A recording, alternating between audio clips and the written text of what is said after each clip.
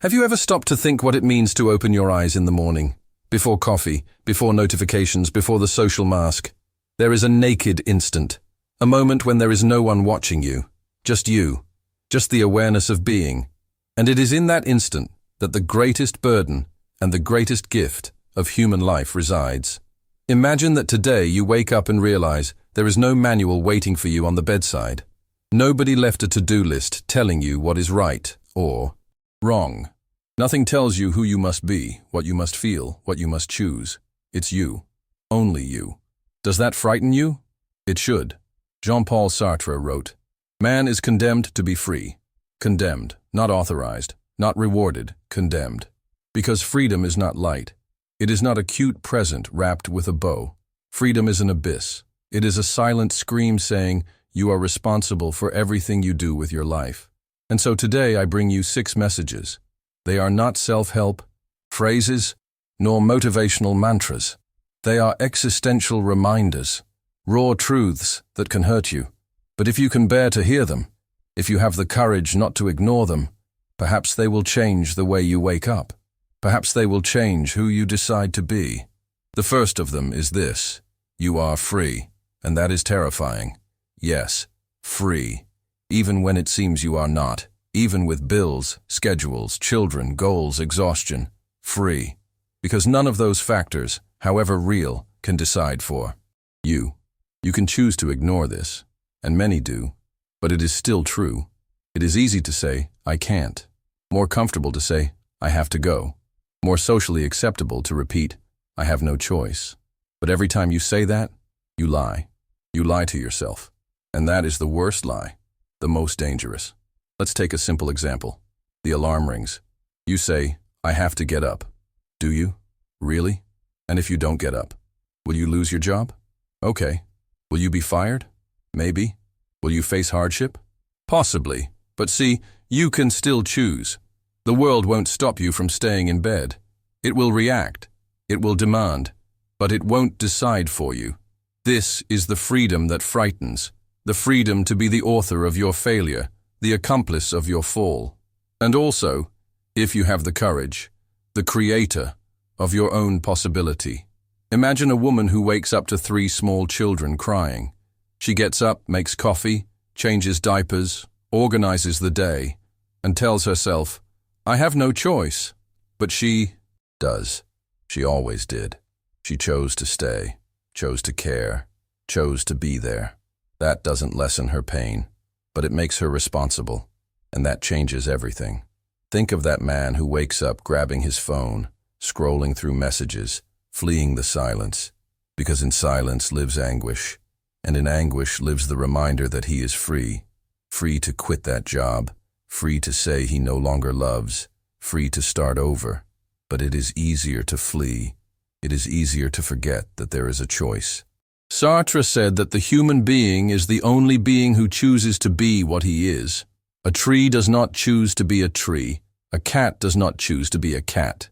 But you can deny who you have been until today and become something else tomorrow. And that is exactly what frightens you.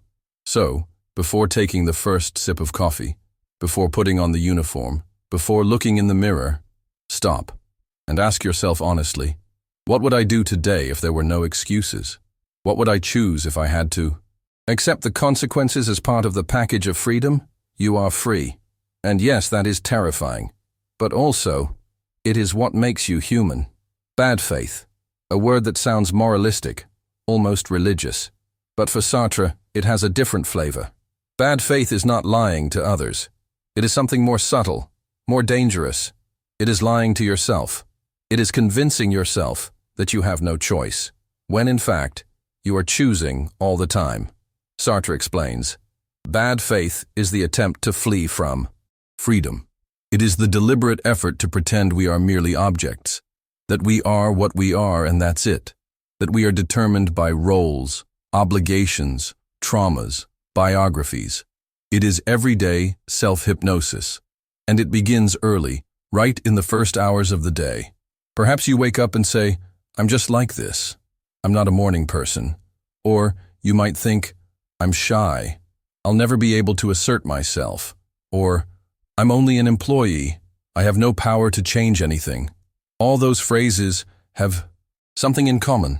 They pretend that you are an object. A phone that only rings if someone presses it. A cup that only holds coffee. A character without its own script. But you are not an object. And that is where bad faith is unmasked. Consider the example of the artist who never paints, never writes, never dances. And when questioned says, "Nobody encouraged me," as if his creation depended on external approval. He acts as if he were a mirror, reflecting only what the world projects onto him. But inside him, freedom exists, and ignoring it doesn't make it disappear. It only distorts it. Or think of the person who keeps repeating, "I have to go to work." No, she chooses to go to work, to keep her salary, to pay the rent, to support her children. Legitimate choices, but choices. Pretending they are impositions is bad faith. And do you know what makes bad faith so comfortable? It relieves anguish, because if you are not free, then you don't need to answer for the consequences. If you are merely what the world made you, you can hide behind circumstances.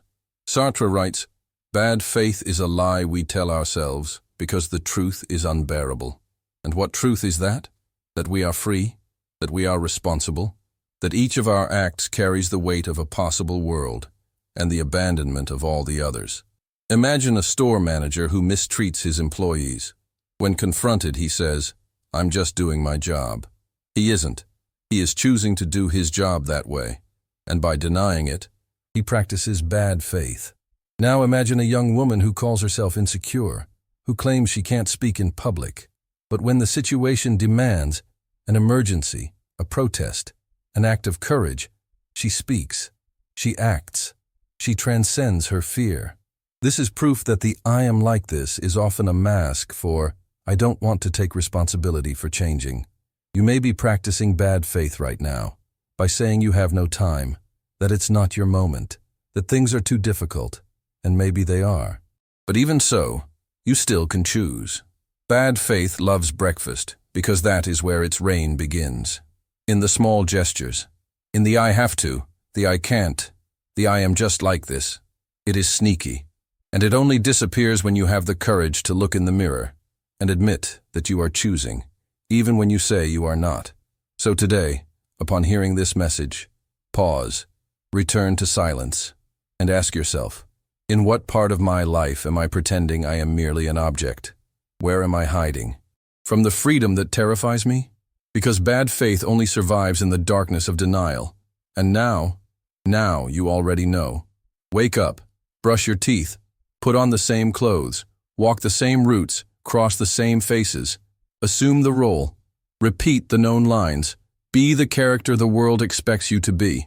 This is the most invisible trap of existence, confusing yourself with the role you perform, believing that you are what you do, what they told you you are, that your essence lies in the labels you collect: father, mother, architect, employee, reliable friend, complainer, shy, strong, that you were born with a function and are here to play it, day after day. But Sartre reminds us, you are not that. None of those identities is you. They are functions, yes. Social masks, roles in the theater of life. But the actor behind the role, that is you. And that actor has the freedom to change, improvise, rewrite the script. Being in itself is that which simply is. A stone, a chair, a car. They don't ask what they are. They cannot cease to be what they are. But you are being for itself. You interrogate yourself. You project yourself. You can deny who you were yesterday and reinvent yourself today. That gives you power, and it frightens you. Imagine a police officer who puts on the uniform and believes that he is the uniform. He moves like authority, speaks like authority, acts as if his identity is sealed in that function. But when he takes off the uniform, who is he then? An emptiness. A question? A free and undefined being? Or think of the wife who only sees herself as the children's mother, Joan's wife, the household organizer. When she is alone with no one to serve, she panics. She doesn't know what to do with the silence, because she forgot that she is much more than the role she learned to play. You are not your job. You are not your surname. You are not your past. You may choose to be all those things, but you are not condemned to be them. The danger is forgetting that there is choice. The danger is becoming a prisoner of routine and losing sight of the freedom that pulses in every act. And don't think this is distant theory. It happens every day. The clerk who says, "I only follow orders." The student who claims, "I'm no good with numbers." The father who repeats, "I have to be strong. I can't show weakness." All are performing roles, and all can abandon them, if they want. Sartre wrote, "Man is the being who is not what he is, and is what he is not." It sounds enigmatic, but it is simple. You are not only what you seem, you are also what you are not yet, all that you might become. And that openness, that gap, is where freedom resides. Routine is a stage, and you are there, yes, before an audience, but you are not the role. You are the actor. You are the playwright. You are the director. You can repeat old lines if you wish, but you can also rewrite them, improvise, make your day a new premiere. So, when you get up tomorrow, before putting on the same clothes, before entering automatic mode, ask yourself, who am I today? Which role am I about to put on? And does it still serve me? Maybe not. And that's okay, because you didn't come into the world to be predictable. You came to be free. Anguish. That word you try to avoid. That knot in the throat, that chill in the stomach, that feeling of standing on the edge of something you cannot name. You treat it as a defect, as if it were a system flaw. But what if I told you that? Anguish is the clearest sign that you are alive. For Sartre, anguish is the vertigo of freedom, an abyss that opens when you truly realize that you are free. Not a little free, not relatively free, but radically free. No excuses, no crutches, no pre-written destiny. Picture yourself at the edge of a cliff, no guardrails, no protection. You could jump. Not that you will, but you could. That possibility, that opening to the absurd, is what provokes anguish. It isn't the fear of falling. It is the fear of being able to choose to fall. This is exactly what we feel in important decisions. When you think of quitting your job, of saying you love someone, of leaving a relationship, of moving to another city, anguish appears as a whisper saying, "You can, but you will have to bear it." And do you know what many do at that moment? They flee. They have coffee. They open Instagram. They laugh. They return to autopilot, because anguish is unbearable when you do not understand its origin. But what if you stopped fleeing? And if you listened to that anguish, not as an enemy, but as a guide, as a sign that something inside you wants to be born? See a woman who spends years in an unhappy marriage. She feels anguish every Sunday night, a tightness, a restlessness, a desire for change. But soon she convinces herself that it's not time, that there's nowhere to go. The anguish goes back to the basement, and she continues living as if she were an object, in bad faith. Or think of a young person who has a powerful idea, a life project, but can't get started. He feels anguish every time he thinks about it, and interprets it as a sign that it's not for him. But that's not it. Anguish is not a break. It is a call. Sartre invites us to understand. Anguish does not come because we are limited. It comes because we are too unlimited, because we can choose. And every true choice eliminates all other possibilities. That is why it hurts. But that pain is sacred, because it marks the birth of a decision. Anguish is like labor contractions. It is the price of bringing something new into the world, and sometimes of bringing a new self into the world. So next time you feel that morning discomfort, do not anesthetize it. Do not treat it as a villain. Ask yourself, what inside me is trying to express itself? Which choice am I avoiding?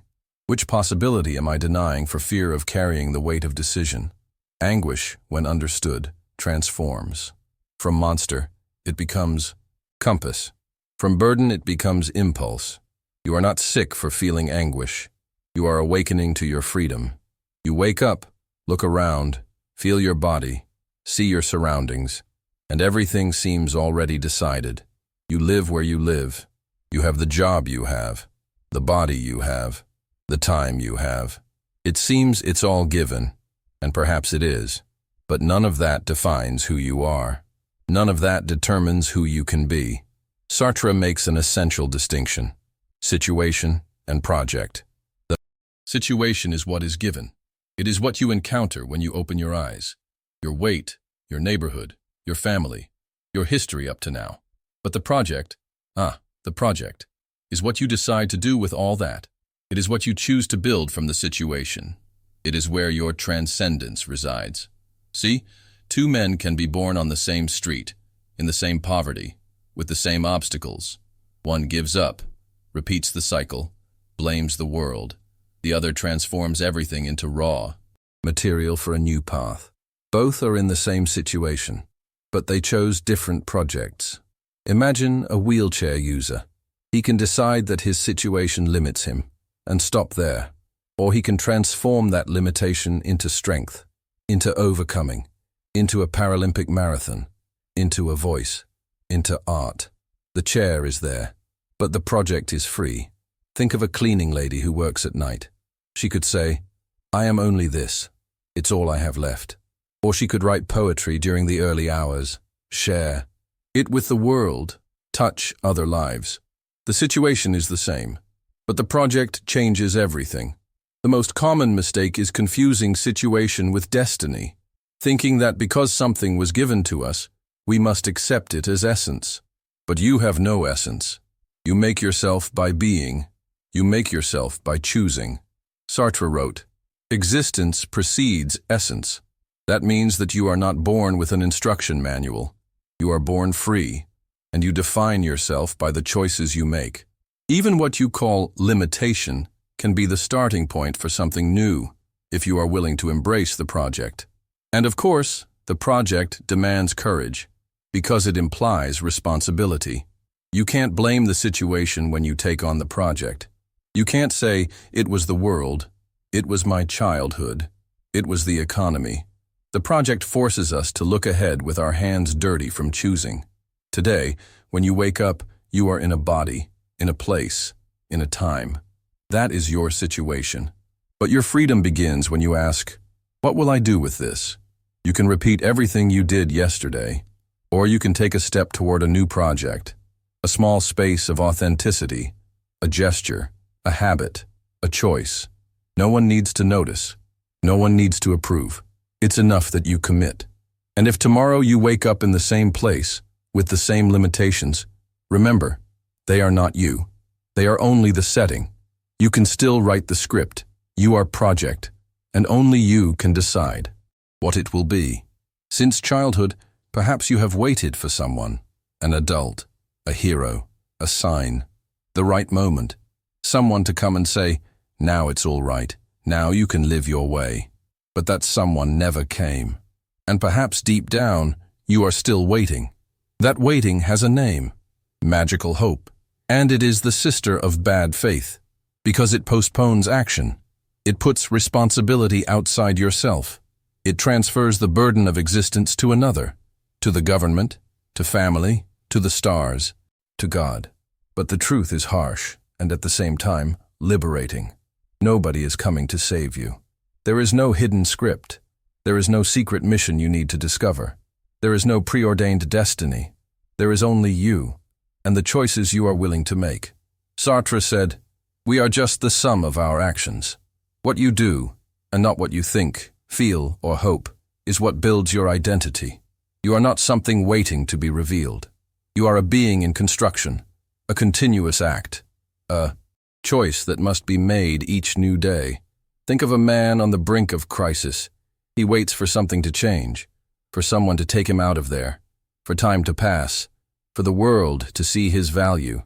But the days repeat, because he does not act, because he delegates his existence, and while he waits, he vanishes. Or imagine a woman in an unhappy relationship. She dreams of a turnaround, that the other will change, that something will happen, that life will give a signal, but the signal does not come. And she keeps postponing her freedom for fear of admitting that the change depends only on her. The idea that no one will come to save you may seem cruel, but it is, in fact, a relief. Because if there is no savior, then there is also no prison, no judge, No one telling you what you must be. There is only the naked possibility of being what you choose to be. You can start over at 20, at 40, at 70. You can change city, body, belief, project. You can make mistakes, backtrack, try again. You may not know what to do, and still do something. Because being free is not having certainty. It is having responsibility. The 70-year-old man who decides to open a community school did not wait for approval. The young person who leaves a traditional path to build a social movement did not ask permission. They simply realized, life does not wait. It is what we make it now. So if today you woke up waiting for a sign, here it is. There is no greater sign than this instant, this now in which you breathe, hear these words, and can choose what to do with them. You are alone, and that is beautiful, because that means you are free. Free to create meaning. Free to be whoever you want to be, even if the whole world says you can't. You may not have chosen to be born, but every day you can choose to continue, or to start over. And that is the most powerful choice there is. So now that everything has been said, or almost everything, perhaps you are silent. And that silence, far from empty, is fertile. It is the echo of the truths you tried to avoid, but that now stare you in the face. You woke up today, and in that simple gesture, the most radical of freedoms is already contained. You opened your eyes to a world without a manual, without a given essence, without guarantees. And once again you were placed before what Sartre called condemnation to freedom. Condemned, because there is no escape. Free, because only you can decide what to do with it. Throughout this video, I brought you 6 morning messages, 6 existential reminders disguised as provocations, 6 mirrors. Let's remember, you are free, and that is terrifying, because with freedom comes responsibility, comes the burden of knowing there is no one to blame. Beware of bad faith. It loves breakfast. It disguises itself as routine, as obligation, as I have no choice. But every time you deny your freedom, you lie, and you pay a price for it.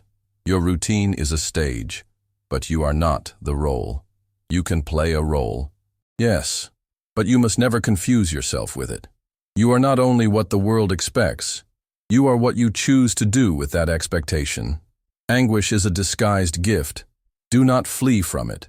It is the living reminder that you stand on the edge of the possible, that there is something within you wanting to be born, and that you are free to give birth to this new self. Awaken to the project, not to the situation. Situations are given to us, but projects are creations.